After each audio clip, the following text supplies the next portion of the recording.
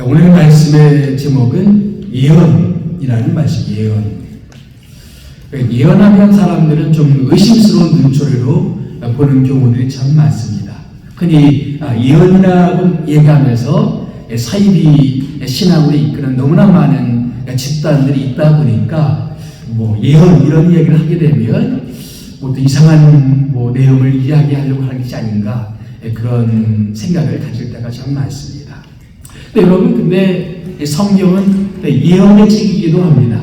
우리가 하나님을 초자연적인 하나님, 천지를 창조하신 하나님이라고 믿는다면 그 하나님은 우리의 현재도 아시지만 우리의 미래도 아실 수 있는 하나님이시겠죠? 그렇습니까? 그 하나님은 우리의 현재도 아시지만 미래도 아시겠죠. 지구의 현재도 아시겠지만 지구의 종말도 미리 아시겠죠. 또 아시는 하나님께서는 그것을 미리 우리에게 알리실 수도 있으시겠죠. 그래서 미리 알리시는 것을 성경은 예언이라고 말합니다. 특별히 구약 성경 가운데 많은 예언서들이 있어요.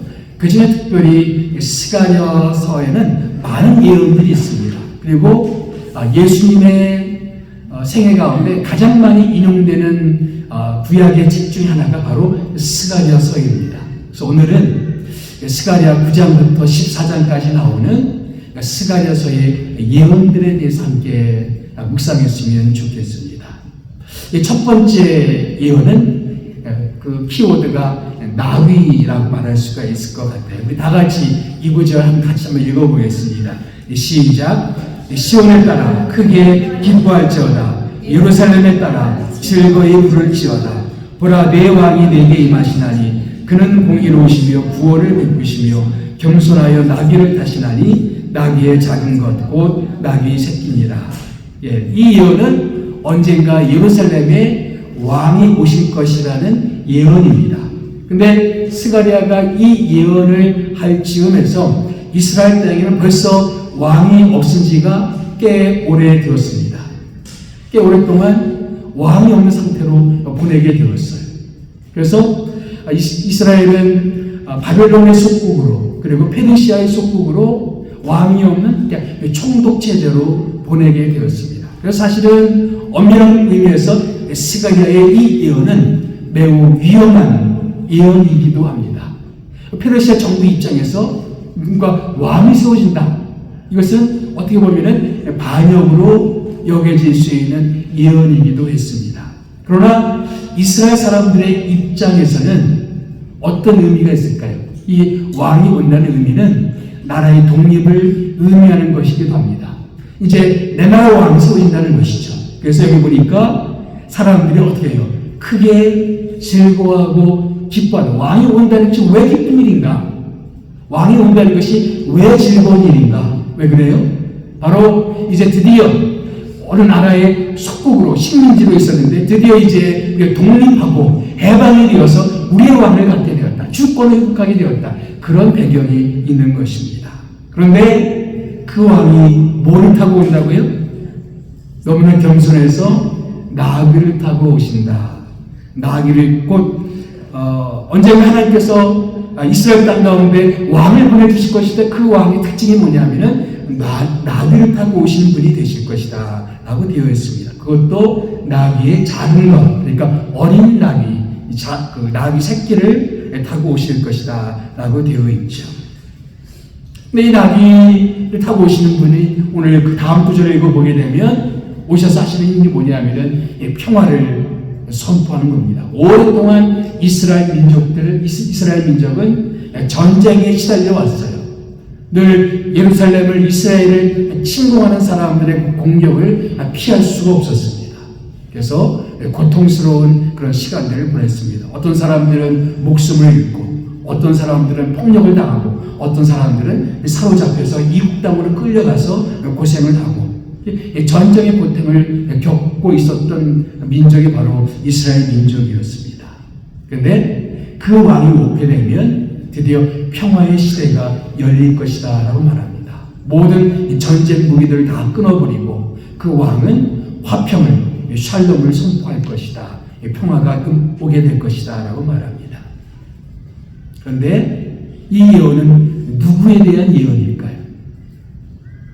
바로 예수님께서 십자가 지시기 위해서 마지막 예루살렘에 들어가셨을 때 뭐를 타고 들어가셨습니까? 나귀를 타고 들어가셨어요. 그때 그 성경 기자는 바로 스가랴의 이 말씀을 다시 인용하는 것입니다. 바로 그 500여 년 전에 스가랴 선지자가 언젠가 이스라엘의 진정한 왕이 올 터인데 그 왕은 나귀를 타고 예루살렘에 오실 것이다. 그런데 바로 예수님께서 나귀를 타고 예루살렘에 들어가셨어요. 그리고 그 예수님께서는 우리들에게 진정한 평화를 선물해 주셨습니다.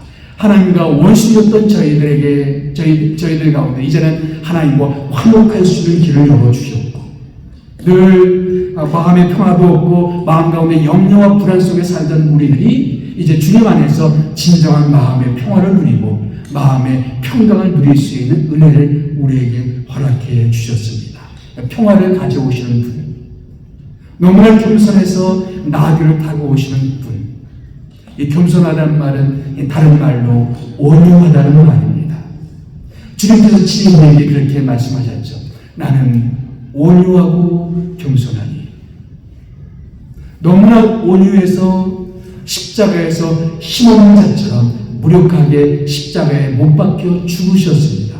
능히 자기를 못 박는 사람들을 제압할 수 있는 힘이 있음에도 불구하고 온유하게 십자가에서 못 박혀 죽으시고 돌아가셨습니다. 근데 그것이 바로 그렇게 온유하게 죽으심으로 말미암아, 겸손하게 십자가에서 죽으심으로 말미암아 우리에게 평화를 가져오셨습니다. 스가랴에서 예언되어졌던 한 가지 예언이죠. 또 한 가지 예언이 있습니다.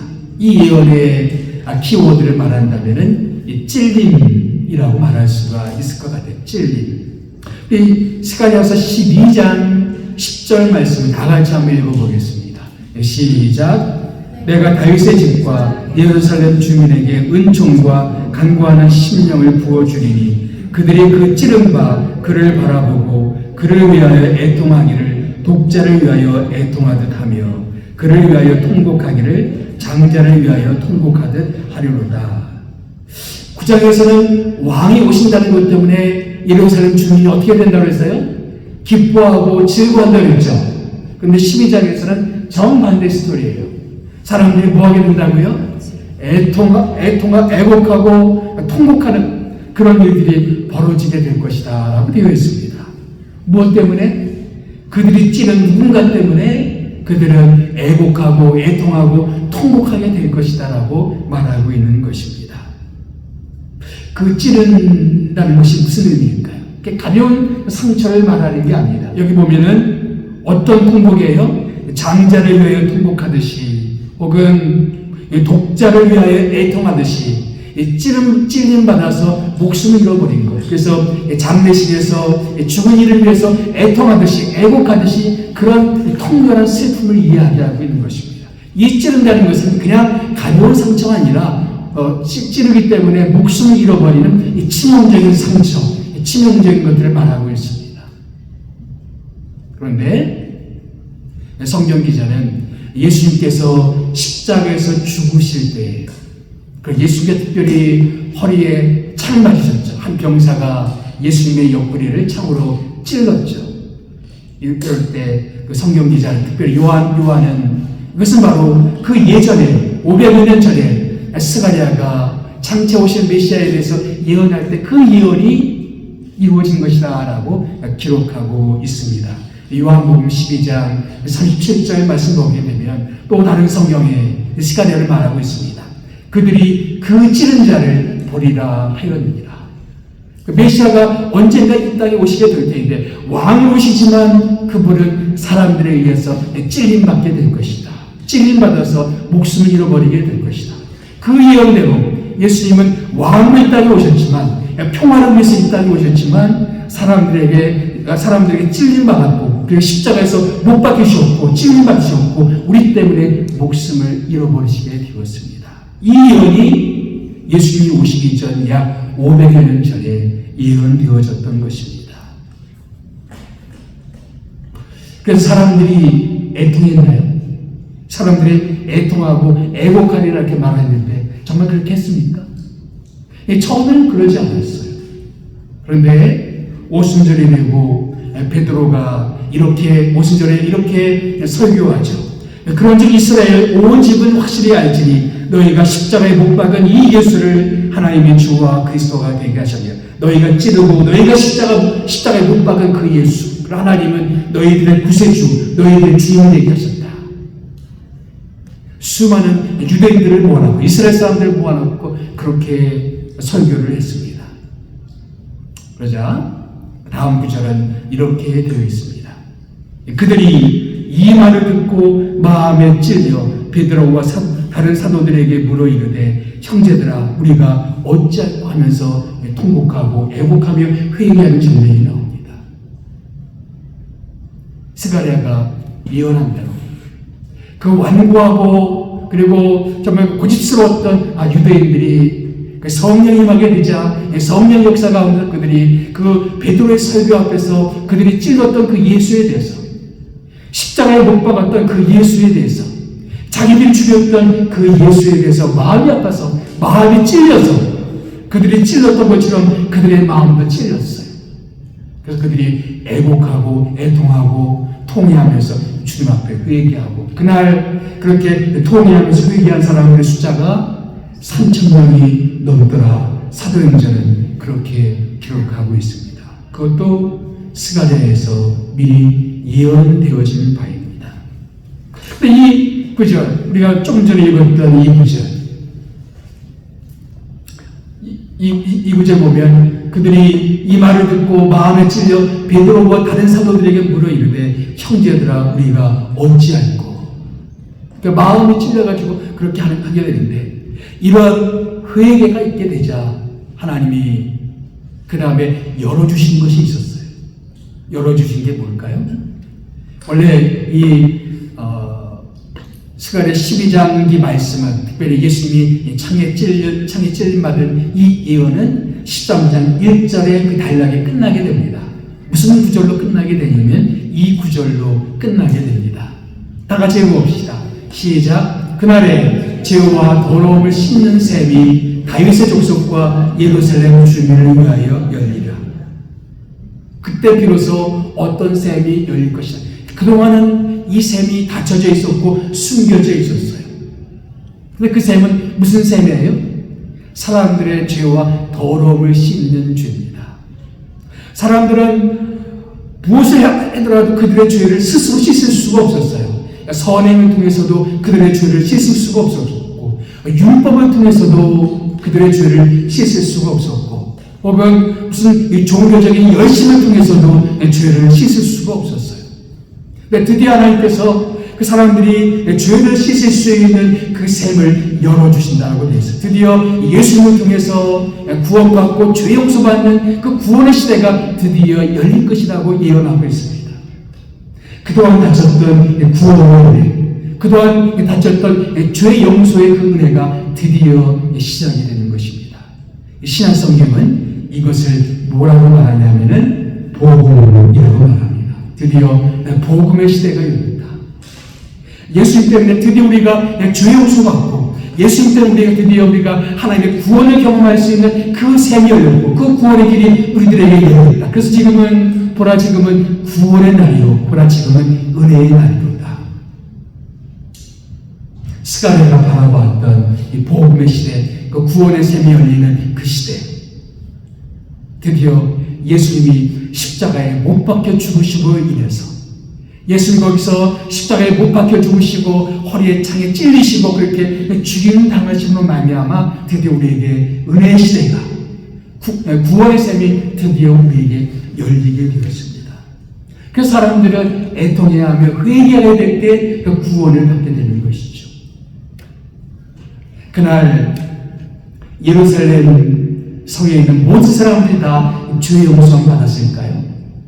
그건 아니에요. 근데 사실 이 구절, 이 다윗의 집과 예루살렘 주민에게 은총과 간구하는 심령을 부어주리니 하면서 예수님이 찔림받을 것에 대한 이 예언, 이 구절에서 우리가 또 한 가지 주목할 것이 있습니다. 그것은 뭐냐면은 내가 은총과 간구하는 심령을 부어주리라는 구절입니다. 인간은 너무나 완고하기 때문에 스스로 회개하기가 너무 어려워요. 근데 우리는 하나님께서 우리들에게 은총과 간구하는 심령을 부어주셨어요. 그러자 사람들이 애통해하면서 회개하는 역사가 일어나게 되었습니다. 사실 예수님을 십자가에 못 박았던 그 사람들도 너무나 완고했던 사람들이었어요. 그런데 오순절 성령의 역사 가운데 베드로의 설교를 듣고 그들의 마음이 움직이기 시작했어요. 여전히 그 설교를 듣고도 움직이지 않은 사람도 있었겠죠. 여전히 회개하기를 거부했던 유대인들도 있었습니다. 그러나 그 말씀 앞에 응답해서 회개했던 사람들은 그날 죄 용서받고 예수님의 제자가 되어서 그들은 하나님의 백성들이 되었던 것입니다. 이런 예언이 스가랴서 12장에 나와 있는 것입니다. 여러분, 예수님이 나귀 타고 오시는 장면, 그리고 예수님이 십자가에서 창에 찔리시고 십자가 못 박혀 죽으시는 장면에 대한 예언, 이것은 2000년 전에 이미 이루어졌죠. 그런데 스가랴서를 가만히 읽어보면 그때 이루어진 일도 예언되어 있지만 아직은 이루어지지 않은 일에 대해서도 예언이 있습니다. 그래서 세 번째 예언의 키워드가 있다면 감람산이라고 말하고 싶어요. 스가랴 14장 4절 말씀 다 같이 한번 읽어봅시다. 시작. 그날에 그의 발이 예루살렘 앞 곧 동쪽 감람산에 서실 것이요. 여러분 나중에 스가랴서 14장을 읽어보시면 이 그날에라는 말이 계속 반복됩니다. 그날에 이 그날은 종말의 때를 말하고 있습니다. 역사의 마지막 종말의 시간을 말하고 있습니다. 물론 성경에서는 이 종말의 시간을 예수님 오실 때부터 시작이 돼요. 근데 그 종말의 가장 결정적인 마지막 시간에 그 예수님께서 어디 오신다? 감람산에 다시 서실 것에 대한 예언이기도 합니다. 여러분 혹시 예수님이 승천하실 때 어디서 승천하셨는지 아십니까? 제가 감람산을 얘기하고 물어보면 어디일 것 같아요? 감람산이죠. 올리브산. 그러니까 예루살렘 동쪽에 있는 산입니다. 우리가 요즘에는 올리브산, 감람산이라고 말하는데 예수님이 이 땅에 오셔서 33년 동안 지상 생애를 다 마치시고 십자가에 못 박혀 죽으신 다음에 3일 만에 부활하셨죠. 그리고 부활 후에 며칠에 계셨나요? 40일을 더 계셨죠.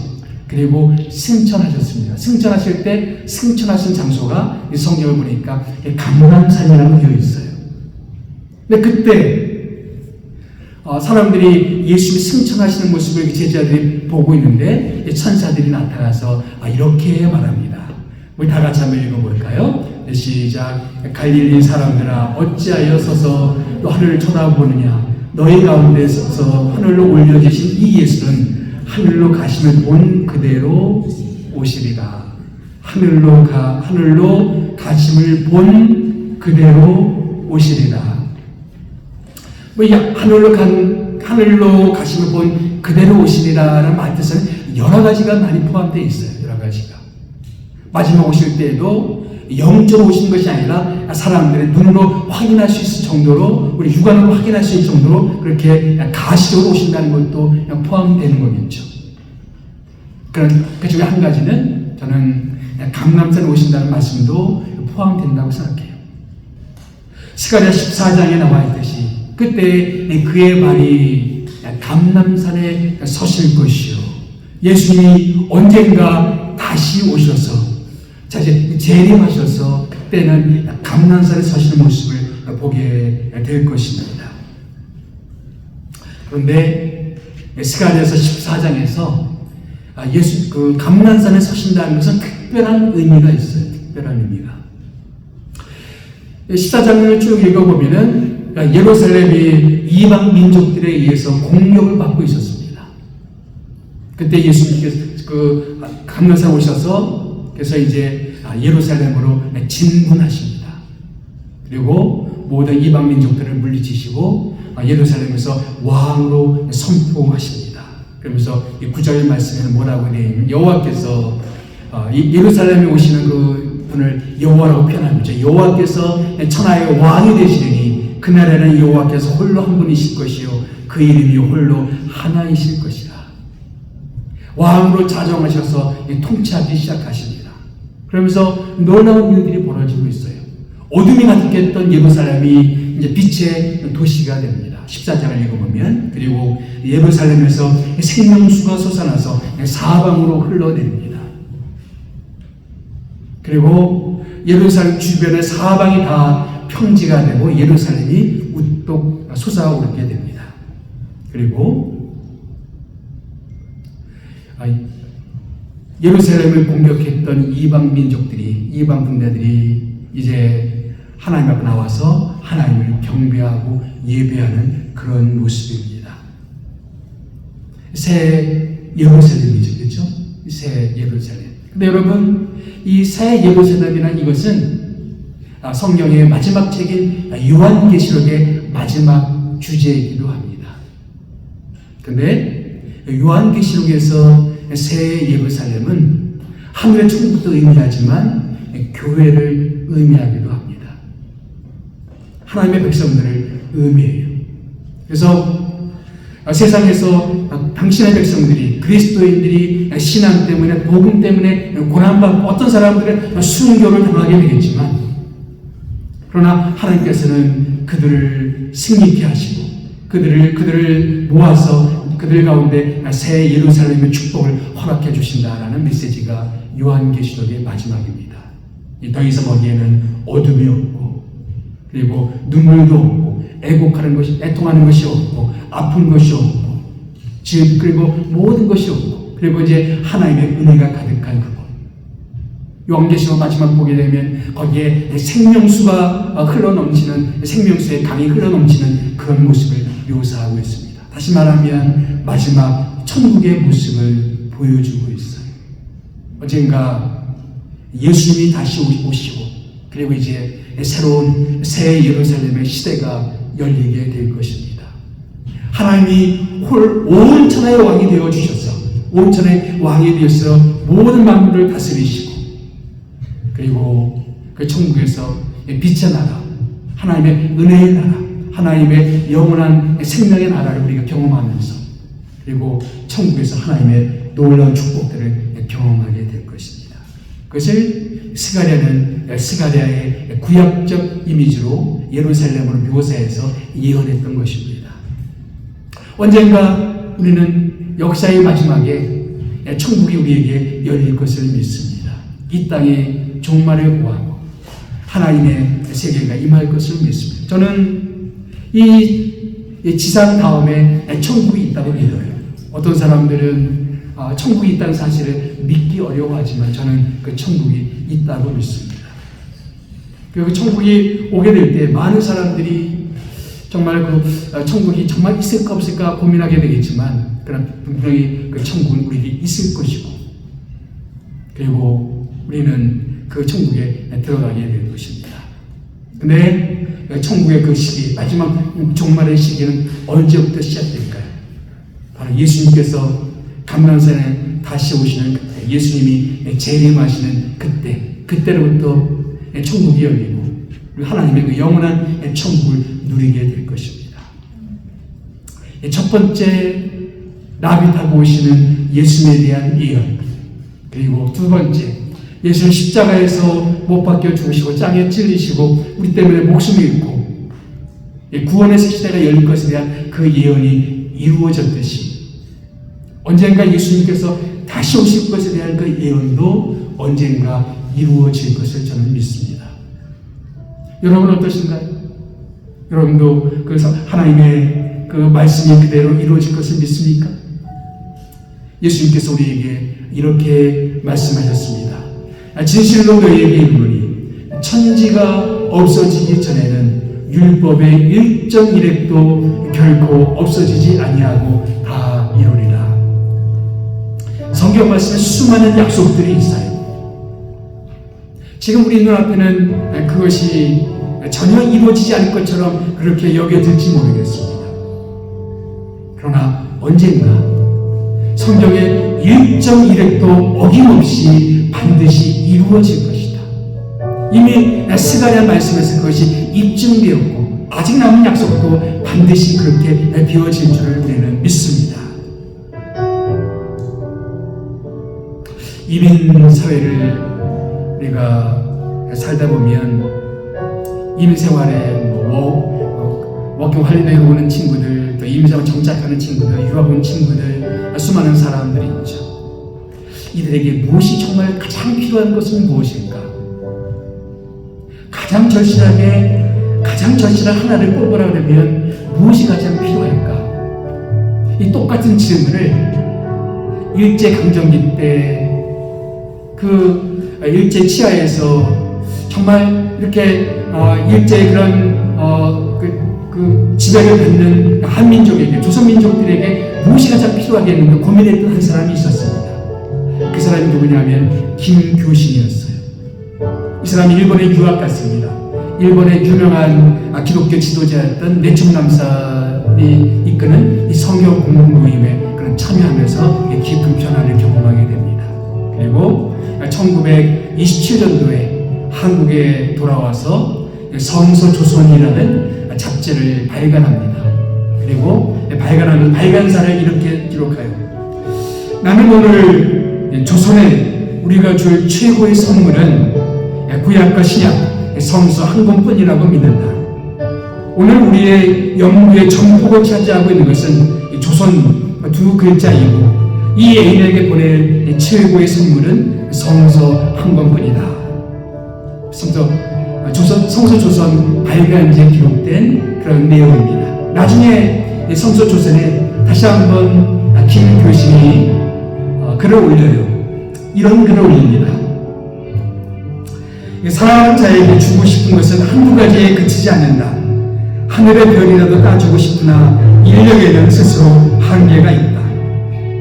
혹자는 음악을 조선에 주며 혹자는 문학을 주며 혹자는 예술을 주어 조선에 꽃을 피우고 옷을 입히고 관을 씌울 것이나 오직 우리는 조선에 성서를 주어 그 골조를 세우며 그 혈액을 만들고자 한다. 그렇다. 우리는 성서를 배워 성서를 조선에 주고자 한다. 더 좋은 것을 조선에 주려는 이는 주라. 우리는 다만 성서를 주고자 미력을 다하는 자이다. 그러므로 성서는 조선에, 그러므로 조선을 성서 위에 라는 글을 남겼습니다. 저는 이민 사회에 사는 우리들에게도 똑같은 말을 적용하고 싶어요. 우리들 피부적으로 느끼는 많은 필요들이 있죠. 어떤 비자 문제도 그러하고 영어 실력도 그러하고 어떤 경제력도 그러하고 여러 가지 많은 필요들이 우리들에게 있을 수가 있어요. 그러나 정말 가장 절실한 필요가 있다면 바로 율법의 1.1획도 결코 없어지지 않냐고 다 이루리라 말씀하시는 이 생명의 말씀, 하나님의 말씀, 지금도 살아있는 말씀, 반드시 이루어질 말씀, 이 말씀이 가장 절실하게 필요한 것이 아닌가 싶습니다. 무엇보다 우리는 성령을 배워야 돼요. 말씀을 배워야 됩니다. 이 말씀 외에 우리 인생을 어떻게 건축할 것인가를 배워야 돼요.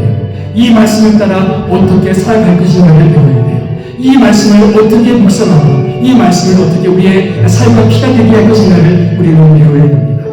우리는 사랑하는 사람들에게 많은 것을 주고 싶죠. 근데 우리가 줄 수 있는 최고의 선물은 이 하나님의 말씀이라고 믿습니다. 결혼하는 분들은 자녀들에게 최고의 선물을 주고 싶죠. 우리 자녀들에게 줄 수 있는 최고의 선물은 이 하나님의 말씀이라고 믿습니다. 이 말씀은 살아있는 말씀이기 때문입니다. 이 말씀은 능력의 말씀이기 때문입니다. 이 말씀은 우리를 변화시키는 말씀이기 때문입니다. 이 말씀은 우리 인생을 새롭게 만들 수 있는 말씀이기 때문입니다. 천지는 없어지겠으나 모든 것은 변해요. 사람은 변합니다. 상황은 바뀝니다. 그러나 하나님의 말씀은 결코 바뀌지 않습니다. 이 말씀 위에 여러분의 인생을 건축하시기 바랍니다. 말씀을 받아들이고 말씀을 붙잡고 말씀을 따라 한 발자국 한 발자국 살아가는 여러분 모두가 되시기를 주님의 이름으로 축복합니다.